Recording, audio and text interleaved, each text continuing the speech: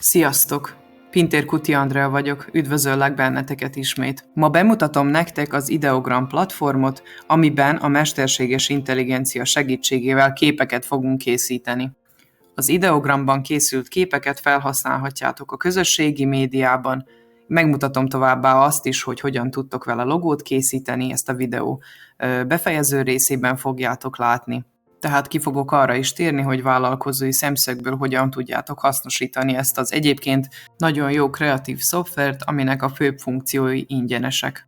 Az ideogram.ai linken gmailetekkel be tudtok jelentkezni, és a kezdőlapra érkeztek, ami egy közösségi média portálra fog benneteket is majd emlékeztetni.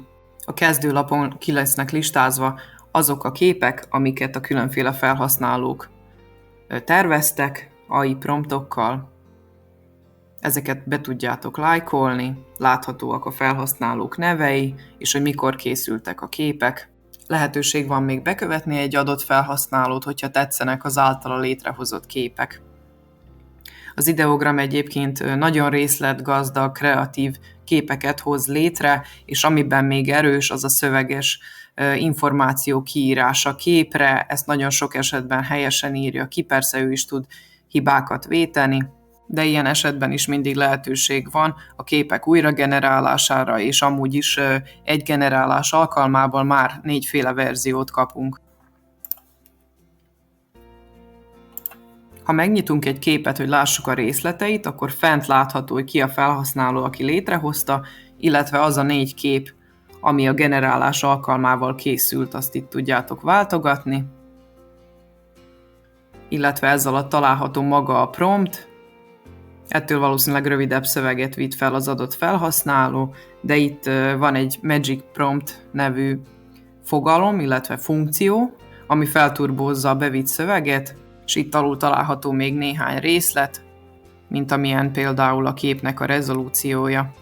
És itt a fenti eszközsávban fogjátok látni az értesítéseket.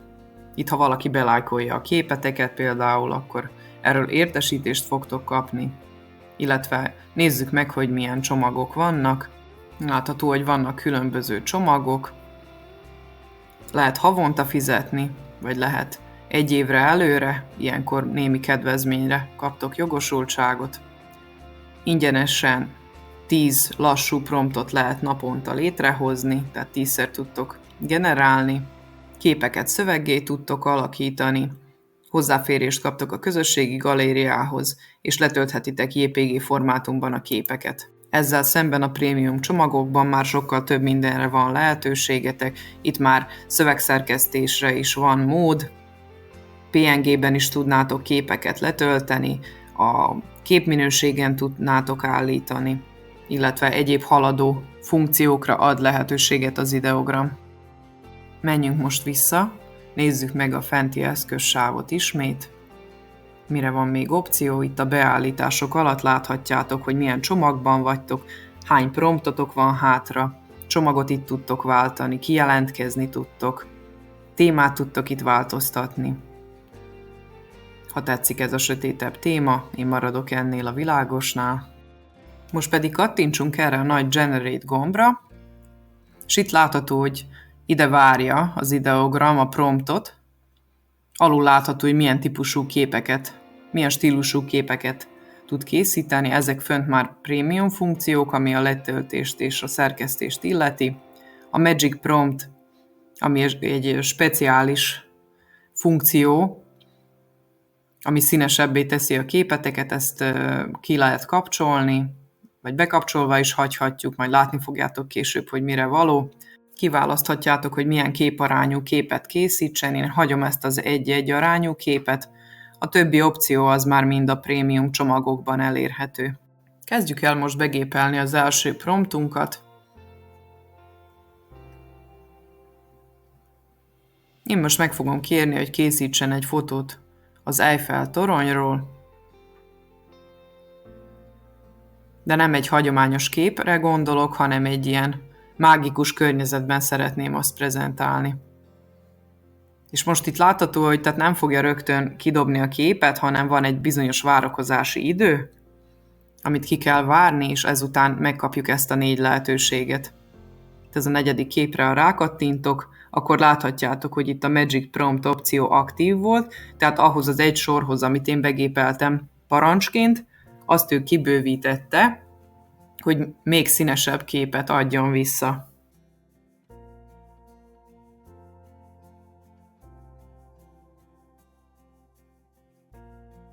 Ezt a promptot egyébként így ki is tudjátok másolni, és akkor fel tudjátok használni, kiveszitek belőle arra azt, amire nincs szükség, és újra tudjátok generálni a képet. Ezt fogom én is most tenni.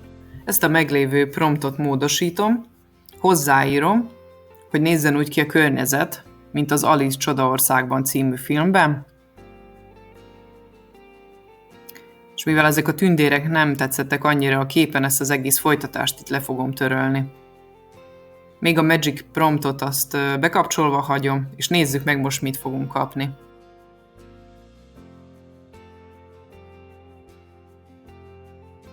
És meg is van 4 féle változat. Ebből nekem talán a harmadik kép az, ami a legszebb. Szép részletgazdag kép készült. Látható, hogy a Magic Prompt mi mindent tett hozzá. Most menjünk fel újra ide a prompt generáláshoz, és készítsünk egy új képet. Most a Harry Potter témája jutott eszembe. Felviszem, hogy a Harry Potter sztárja, Daniel Radcliffe-ről legyen egy kép, ahogy kávézik a Hogwarts kastélyban.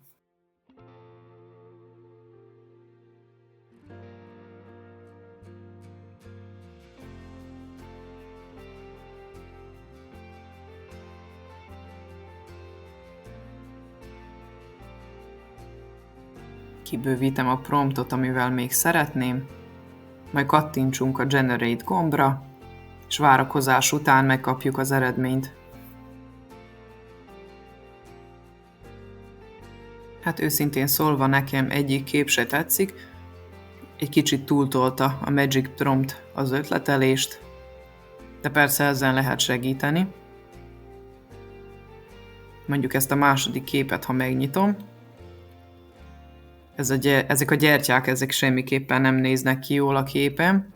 A Magic Promptot ki fogom mindjárt másolni, és a következő kép generálásához ezt fogom majd felhasználni szerkesztve.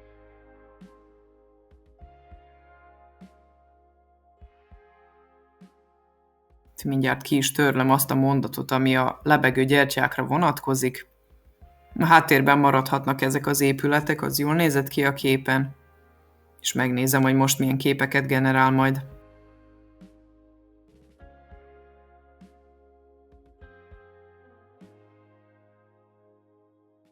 Ezek a képek már sokkal jobbak lettek.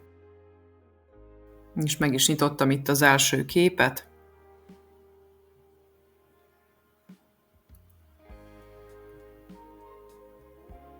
Be is lájkolom, hogy megmaradjon a profilomon, illetve ki is pinneltem arra. Ilyenkor elhelyezi borítóképként az adott profilodon. Hogyha lejjebb tekerek, akkor itt láthatjátok, hogy a felhasználói profilomon milyen képeket generáltam előzőleg, szóval itt az előzmények láthatóak, előző próbálkozások eredményei. Itt látható, hogy mennyire részletgazdag képek készültek, főként vannak ugye kevésbé jók is, de vannak nagyon jók, tehát írjátok meg kommentben, hogy nektek mennyire tetszik, és feltétlenül próbáljátok ki a platformot. Ha valamilyen kép nem tetszik, ugye mindig ott a lehetőség, hogy újra generáljátok, vagy módosítatok az adott prompton. És ha fölmegyünk újra ide a profilunkra, illetve az melletti beállításokra, akkor láthatjuk, hogy hány promptot használtunk el mai napra. És menjünk vissza ide a képek generálására. Most azt csináltam, hogy bemásoltam ide egy promptot arra vonatkozóan, hogy szeretnék egy takarító szolgálatnak logót készíteni. Fehér háttér, fekete vonalakból álljon, és legyen minél egyszerűbb, és nézzük meg, hogy ez esetben milyen eredményt ad. Egyik sem tetszik. Vannak helytelen kiírások is, bár ugye annak most itt nincs jelentősége, nem is kellett volna, hogy rajta legyen a képen. módosítsunk a prompton.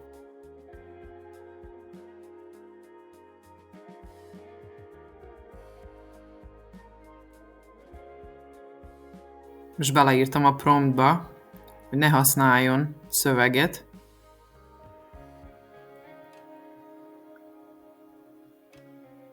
Megnézzük, hogy így milyen eredményt kapunk. Hát úgy nézem, hogy szöveget mindenféleképpen használt, ez nem segített, viszont egyik logó sem tetszik, nem is tükrözi azt, hogy milyen szolgáltatást szeretnénk vizualizálni. Az előbbinél az volt a hibám, hogy elfelejtettem benne hagyni azt, hogy milyen szimbólumok szerepeljenek a logóban. Most benne van a szövegben azt, hogy szerepeljen rajta egy seprű, és ezek között már vannak jók. Most kikapcsolom ezt a Magic Promptot, és megpróbálom, hogy így milyen eredményt fog adni. Persze most itt már ki kell várni ezt a várakozási időt az újabb generáláshoz. És megnyomom a generálás gombot, és nézzük meg, hogy mit kapunk.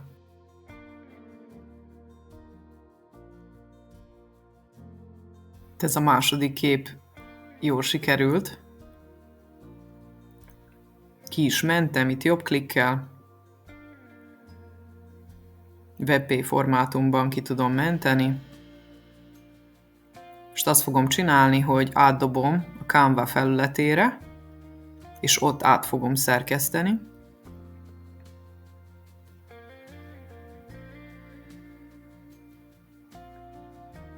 Betöltöm, rámásolom a vásznamra,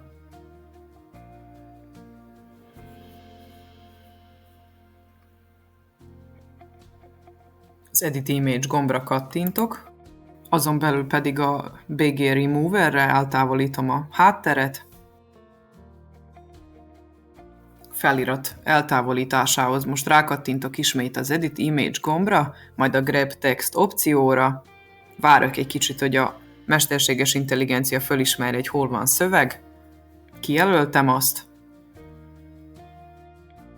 És ilyenkor leválasztja azt, így az letörölhető lesz. Ez most nem sikerült teljesen tökéletesen, ezért úgy fogom megoldani ezeket a maradványokat, hogy levágom a képről. Edit Image is a crop opcióra kattintottam.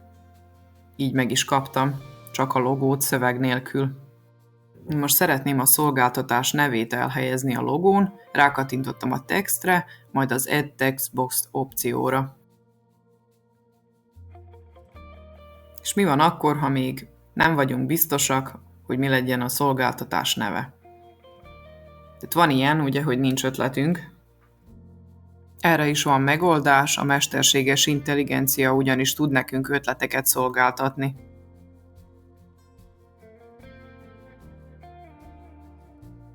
Ha végeztünk minden formázási feladattal, úgyhogy menjünk is rá itt a ChatGPT-re,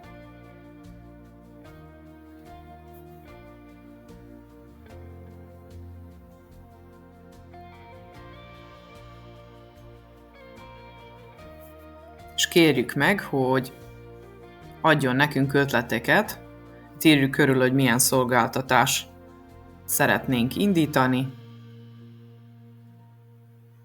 és hogy adjon nekünk 10 cégnév ötletet.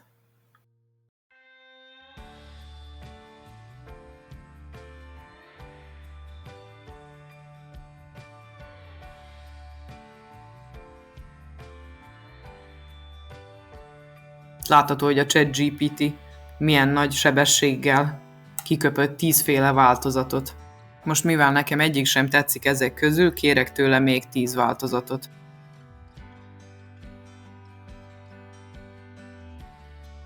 Itt a 7-es számú ötletet fogom majd felhasználni.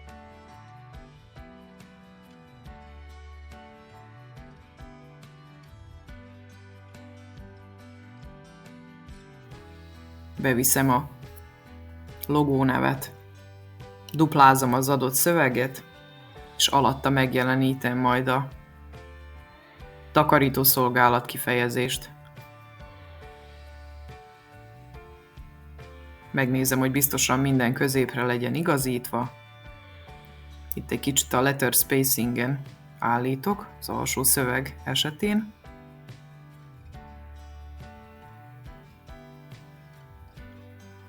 És amikor úgy érzem, hogy elkészültem, akkor a share gombra kattintok, majd a downloadra, és PNG formátumban le tudom tölteni nagy felbontásban a logómat. Tehát itt, mivel én Proverziót használok, ugye mindjárt áttetsző háttérrel ezt meg tudom tenni. És ennyi lett volna a mai videónk. Bármilyen kérdésetek van, írjatok kommentet. Addig is szép napot, sziasztok!